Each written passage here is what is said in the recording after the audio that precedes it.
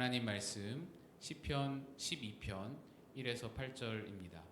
시편 12편 1에서 8절 말씀 대독해서 읽겠습니다. 여호와여 도우소서. 경건한 자가 끊어지며 충실한 자들이 인생 중에 없어지나이다.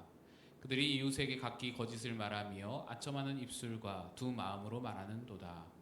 여호와께서 모든 아첨하는 입술과 자랑하는 혀를 끊으시리니 그들이 말하기를 우리의 혀가 이기리라. 우리 입술은 우리 것이니 우리를 주관할 자 누구리요 함이로다. 여호와의 말씀에 가련한 자들의 눌림과 궁핍한 자들의 탄식으로 말미암아 내가 이제 일어나 그를 그가 원하는 안전한 지대에 두리라 하시도다. 여호와의 말씀은 순결하며 흑도가니에 7번 단련한 은 같도다. 여호와여 그들을 지키사 이 세대로부터 영원까지 보존하시리이다. 비열함이 인생 중에 높임을 받는 때에 악인들이 곳곳에서 날뛰도다. 아멘.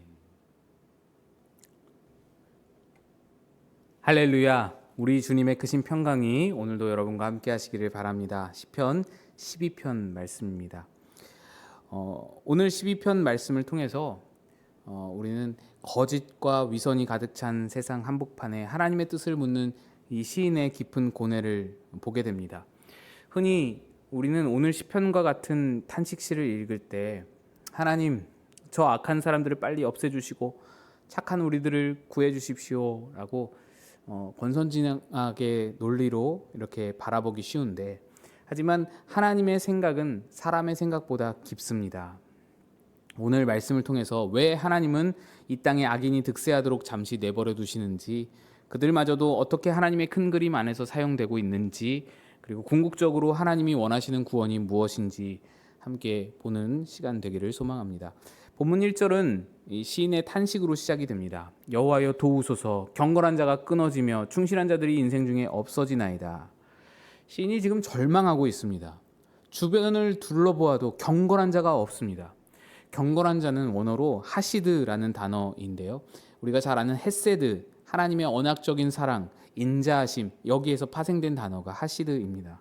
그러니까 여기에 경건한 자라는 것은 단순히 종교적인 열심이 있다거나 예배를 열심히 참여하고 헌금 생활 잘하고 그런 것만이 아니라 하나님의 인자하심을 품고 사는 사람, 하나님의 인자하심을 닮아 사랑으로 사는 사람, 이런 것을 의미합니다.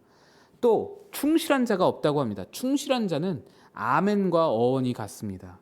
그래서 진실하고 믿음직한 사람을 말합니다. 우리는 흔히 이런 상황을 하나님의 부재 또는 하나님의 실패라고 생각하기 쉽습니다.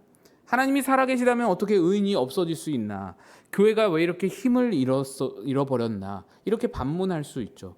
그러나 여러분, 역설적이게도 하나님은 때때로 당신의 사람들을 고립시키십니다. 엘리야가 로뎀나무 아래서 나만 나이다. 내 열심이 특심한데 이렇게 나만 남았습니다. 하나님은 아무것도 안 하고 나만 열심이었습니다. 아무도 남지 않았고 나만 남았습니다. 이렇게 절규했을 때처럼 아무도 없다고 느껴질 때가 신자들에게 있는 것입니다. 하나님이 그리로 몰아가셨죠. 하지만 그것 또한 하나님의 이끄심이고, 하나님은 그러한 엘리야를 통해서 계속해서 역사를 이어가시며 하나님의 일을 진행해 나가십니다. 세미한 음성 중에 말씀하신 것이 무엇입니까?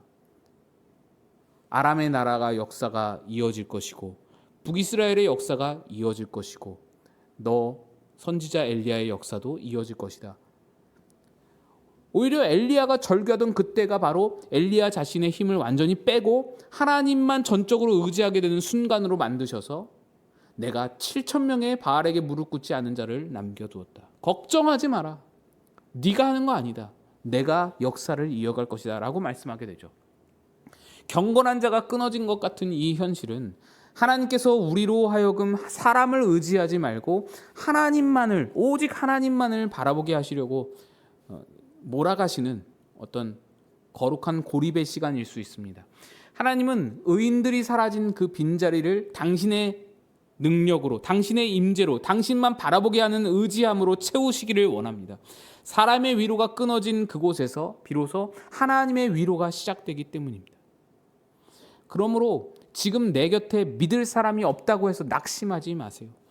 지금은 하나님이 일하기 시작하는 시간입니다. 경건한 자들이 사라진 세상은 어떤 모습입니까? 2절을 보시면 그들이 이웃에게 각기 거짓을 말하며 아첨하는 입술과 두 마음으로 말하는도다. 세상은 거짓과 아첨 두 마음으로 가득 찹니다.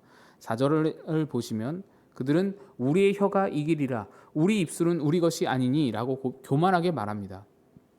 자기들의 말재주와 자기들의 정치력으로 세상을 좌지우지할 수 있다고 믿는 것입니다. 우리는 이런 악인들을 볼 때 이제 화가 나죠. 그런데 그래서 화가 났기 때문에 하나님은 저런 거짓말쟁이들을 당장에 심판하지 않고 뭐 하십니까? 라고 묻게 되죠. 그런데 3절에서 여호와께서 모든 아첨하는 입술과 자랑하는 혀를 끊으시리니 라는 말씀이 나옵니다. 우리는 이런 말씀을 보면 속이 시원해집니다. 그러나 이 말씀을 단순히 하나님이 저들을 죽여버리신다, 하나님이 저들을 멸망케 할 것, 없애버릴 거다라는 뜻으로만 해석해서는 안 됩니다. 하나님은 왜 악인의 혀가 잠시 동안 세상을 어지럽히도록 허용을 하실까? 이것을 보셔야죠. 여기에 놀라운 섭리가 숨겨져 있습니다. 어두움은 빛을 더욱 선명하게 드러내는 배경이 됩니다. 거짓이 판치는 세상은 역설적으로 진실이 얼마나 목마르고 소중한 것인지를 깨닫게 합니다. 만약에 세상 사람들이 적당히 착하고 적당히 진실했다면 우리는 하나님의 말씀이 하나님의 성품이 얼마나 순결하고 얼마나 거룩한 것인지를 깨닫지 못할 겁니다.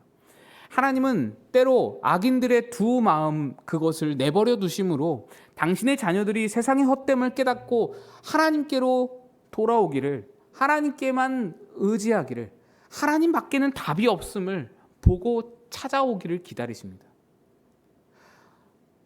하나님이 강제로 우리를 끌어다가 하나님 앞에 앉혀놓는 것이 아니라 세상의 악함을 보게 하셔서 세상의 모든 그 소망 없음을, 선을 만들 수 없음을 보게 하셔서 자발적으로 나오게 이끄시는 겁니다. 또한 하나님께서 혀를 끊으신다라는 경고는 악인을 향한 최후 통첩이자 그를 향한 사랑의 매이기도 합니다. 그들이 더 큰 죄악으로 파멸하기 전에 그 거짓된 입술의 권세를 꺾으심으로써 그들의 행한 일의 결과를 보게 함으로써 스스로 자신의 무력함을 깨닫게 하시는 이끄심입니다. 내 혀가 최고다라고 믿던 자들이 벙어리처럼 할 말을 잃게 되었을 때 비로소 그들은 하늘을 올려다볼 기회를 얻게 됩니다. 하나님은 악인이라 할지라도 멸망시키기보다 회개하고 돌아오기를 원하시는 분이기 때문에 그 모든 교만을 꺾으시는 것은 그들을 구원하기 위한 하나님의 어떤 아픈 손가락이라는 것을 우리가 기억할 수 있어야 합니다. 그냥 하나님이 일하고 계시다는 겁니다. 하나님 뜻을 이루면서 악인들의 득세로 인해 가련한 자들은 고통을 받습니다. 불쌍한 자들이 분명히 발생합니다. 그러나 그 고통조차도 무의미하지 않습니다. 5절 말씀을 보시면 여호와의 말씀에 가련한 자들의 눌림과 궁핍한 자들의 탄식으로 말미암아 내가 이제 일어나 그가 원하는 안전한 지대에 두리라 하시도다. 하나님이 언제 일어나십니까? 가련한 자들의 눌림과 탄식이 있을 때에 일어나십니다. 만약에 악인들이 득세하지 않았다면, 만약에 우리가 세상에 눌리지 않았다면 우리가 그토록 하나님을 간절히 찾았을까? 하나님을 바라볼 수 있을까? 인간은 본성적으로 편안하고 안락하고 모든 것이 만족스러우면 하나님을 찾지 않습니다. 적당히 세상과 타협하며 살 수밖에 없습니다. 하나님은 악인들이 만들어낸 고난과 핍박이라는 상황을 이용하셔서 모든 가난한 자들을 하나님께 더 이끄시는 겁니다. 그 고난의 압력을 통해서 우리 영혼의 불순물을 다 걷어내시고 다른 것을 바라보고 의지하는 모든 것들을 다 걷어내시고 우리의 기도를 깊게 만들어시고 그렇게 하나님께로 하나님의 개입하심입니다. 여기서 안전한 지대라는 것은 단순히 적들이 없는 것이 아닙니다. 히브리어 원어로 예슈아입니다. 이건 구원입니다. 그러니까 하나님은 이 상황을 통해서 우리를 세상이 줄 수 없는 참된 구원의 자리, 하나님 품이라는 가장 안전한 지대로 우리를 옮기신다는 겁니다. 악인들은 자기가 이겼다고 생각하며 가련한 자를 괴롭혔지만 하나님은 그 악인들의 괴롭힘을 도구 삼아서 당신의 사랑하는 자녀들을 더 깊은 은혜의 자리로 인도하신다는 겁니다. 이것이 바로 합력하여 선을 이루시는 하나님의 섭리입니다. 이러한 하나님의 섭리를 가장 잘 보여주는 구절이 6절입니다. 여호와의 말씀은 순결하며 흙 도가니에 7번 단련한 은 같도다. 하나님의 말씀은 순도 100%의 은과 같습니다. 그런데 이 은이 순결해지기 위해서는 무엇이 필요한가요? 바로 흙 도가니와 뜨거운 불입니다.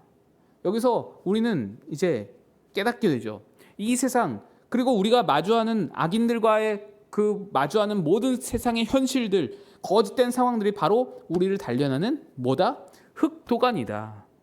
뜨거운 불이다라는 것입니다. 하나님은 악인들을 흙 도가니의 불쏘시개로 우리를 향해 사용하십니다. 그들의 비열함, 그들의 거짓말, 그들의 핍박은 우리를 괴롭게 하지만 그 뜨거움 속에서, 그 괴로움 속에서 우리 안에 있던 찌꺼기들, 세상을 의지하는 마음, 교만함, 나태함, 이 모두 다 녹아 빠져나가게 하고 그렇게 해서 단련하는 것이죠. 호미 하나를 만드는데도 5번의 담금질이 필요하다라고 합니다. 하물며 하나님의 사람을 만드는데 어찌 단련이 없겠습니까? 더 날카롭고 더 강한 철을 만들기 위해서 단련돼야 하는 것입니다. 그러므로 악인들이 날뛰는 것을 보고 두려워하거나 그들을 저주하고 비난하는데 에너지를 쏟지 마세요. 그들은 지금 하나님의 손에 들린 도구로서 여러분을 정금같이 순수한 하나님의 사람으로 빚어내는 그런 하나님의 일하심의 도구이자 수단입니다. 재료입니다. 무대 배경입니다. 이걸 아셔야 합니다. 마지막 8절을 보시면 여전히 현실은 암담해 보입니다. 비열함이 인생 중에 높임을 받는 때에 악인들이 곳곳에서 날뛰는도다. 시편은 악인들이 다 사라졌다는 해피엔딩으로 끝내지 않습니다. 여전히 악인들은 곳곳에서 날뛰고 있습니다. 이것이 우리가 사는 현실입니다. 하나님은 추수 때까지 가라지를 뽑지 않고 놔두신다고 하십니다. 그래서 끝까지 갑니다. 끝까지. 악인과 의인이 함께 끝까지 가는 겁니다. 왜 그런가요? 가라지를 뽑다가 알곡이라도 다칠까봐, 알곡이 같이 다칠까봐 염려하시고 또한 끝까지 그들에게 회개할 기회를 주시기 위해서 가라지를 뽑지 않으신답니다. 우리는 악인이 날뛰는 세상 속에서도 그들을 미워하는 마음, 그 대신 그렇게 비난하는 자리로 도망가는 대신 그들을 긍휼히 여길 수 있어야 하고, 자신들이 하나님의 도구로 쓰임받고 버려질지 모르는 채 썩어질 육체의 자랑을 위해 살아가는 것을 긍휼히 여기고 그들을 위해서 기도할 수 있고, 그들에게 하나님의 선한 그 선택하심과 인도하심을 받는 그런 하나님의 사람으로서 삶이 어떻게 복되고 어떻게 풍성한지, 충만한지, 어떤 열매를 맺는지를 그들에게 보일 수 있어야 하는 것입니다. 그들은 자기들이 승리했다고 믿지만 사실상 하나님 앞에서 가장 불쌍한 자이죠. 기회를 다 탕진하고 있지 않습니까? 하나님이 주시는 모든 기회들을 다 방탕하게 써버리고 있지 않습니까?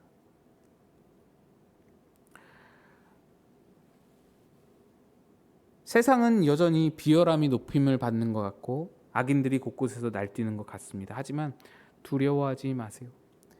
내가 이제 일어나리라 약속하신 하나님께서 지금도 눈동자처럼 여러분을 지키고 계십니다. 이 혼탁한 세상 속에서 흙도가니에 7번 단련한 은처럼 순결한 믿음을 소유한 하시드, 진짜 경건한 하나님의 사람으로 그렇게 서 나가시는, 살아내시는 여러분 되시기를 주님의 이름으로 축복합니다. 기도하겠습니다. 하나님 아버지, 세상에 수많은 사람들이 혼탁하고 세상에 많은 사람들이 비열함과 악행을 저지르고 있다 할지라도 우리는 하나님의 경건한 자로서, 하나님의 하시드로서 하나님의 인자하심을 품고 하나님이 맡기신 일을 계속해 나가기를 소망합니다. 주여, 그리하여 빛의 사명을 감당하게 인도하여 주옵소서. 같이 기도하며 나가겠습니다.